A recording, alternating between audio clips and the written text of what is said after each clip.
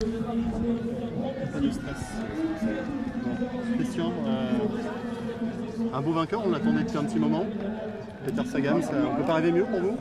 Oui, Peter Sagan, champion du monde, qui remporte Paris-Roubaix, ça ne s'était pas vu depuis le dernier champion du monde vainqueur, sein du maillot arc-en-ciel Bernard Hinault en 1981. Donc bien sûr que c'est une très belle victoire. Les hostilités ont commencé très très tôt avec Philippe Gilbert, avec Stybar et ensuite avec Sagan lui-même et il est allé jusqu'au bout en ne gardant qu'un seul homme avec lui, l'épatant suisse Sylvain Dillier. Une bonne recrue pour Romain Bardet pour l'étape des pavés du 15 juillet. En même temps, cette étape elle a été marquée très tôt par une chute très lourde, très grave. Oui. On était évidemment inquiet puisque dès qu'il est tombé, il est resté inanimé. Donc il a été pris en charge par nos équipes, puis transporté au centre hospitalier régional de Lille, où il doit subir un scanner pour déterminer, essayer de déterminer ce qui le met dans cet état de difficulté à l'heure actuelle. Était-il conscient? Non. Il est reparti? Non. Ah, si. Nous sommes inquiets, c'est sûr. Un peu de ce que tu as dit, que c'était un beau Paris-Roubaix. C'est resté la course, c'est resté un beau Paris-Roubaix. C'est sûr que je pense d'abord à lui, c'est une évidence. J'espère qu'il va s'en sortir. Je pense à sa famille qui est allée le rejoindre au centre hospitalier. Mais si on revient un peu quand même à l'essentiel, c'est cette course. C'est compliqué, je sais, mais il y a un roi qui a gagné.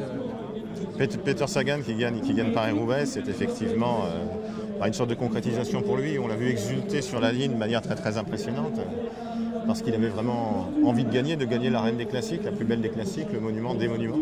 C'est ce qu'il vient de faire, sein du maillot de champion du monde. C'est la première fois qu'un champion du monde gagne avec le maillot depuis Bernard Hinault en 1981. Donc c'est quelque chose qui existait autrefois. Van Looy l'avait fait, d'autres courants encore, et Eddy Merckx, naturellement.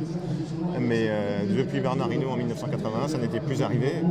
On disait qu'il était un peu en retrait. Il a battu en brèche la domination des quick-step, la suprématie des quick-step. Il l'a fait de manière magnifique en partant de très loin. Donc bravo.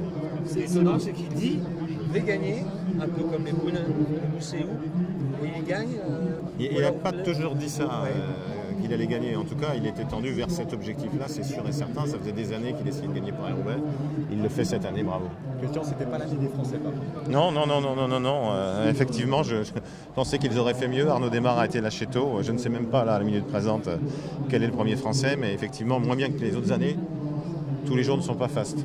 Voir Sagan remporter Paris-Roubaix dans l'ensemble de la carrière, est-ce que ça ajoute quelque chose de spécial quand il a été champion du monde, maillot vert plusieurs fois Bien sûr que oui, c'est-à-dire quand vous gagnez Paris-Roubaix et que vous êtes champion du monde, vous avez été champion du monde et 3 fois de suite pour lui, ce qui est un record, ça vous fait monter encore d'un cran sans aucun doute. C'est son deuxième monument. Il a gagné le Tour des Flandres, il gagne aujourd'hui Paris-Roubaix, il gagne l'arène des classiques. Il entre encore plus dans la carrière en se bâtissant un palmarès formidable. Qu'est-ce que vous aimez, Christian, chez Peter Sagan? Qu'est-ce que vous aimez moins? J'aime son côté un peu fou. Il est capable de tout, d'attaquer n'importe où, là où on ne l'attend pas, aussi bien sur une classique comme Paris-Roubaix que sur les étapes du Tour de France, pour les jours de moyenne montagne, aller chercher le maillot vert. Voilà, donc il apporte un coup de jeune, sans aucun doute, à la discipline, en étant fantasque. Je crois que c'est le seul coureur cycliste pour lequel on se préoccupe de sa coupe de cheveux, quelque chose qui est très classique souvent dans le tennis ou dans le foot, mais dans le cyclisme, je crois qu'il n'y a que lui. Est-ce que vous aimez moins?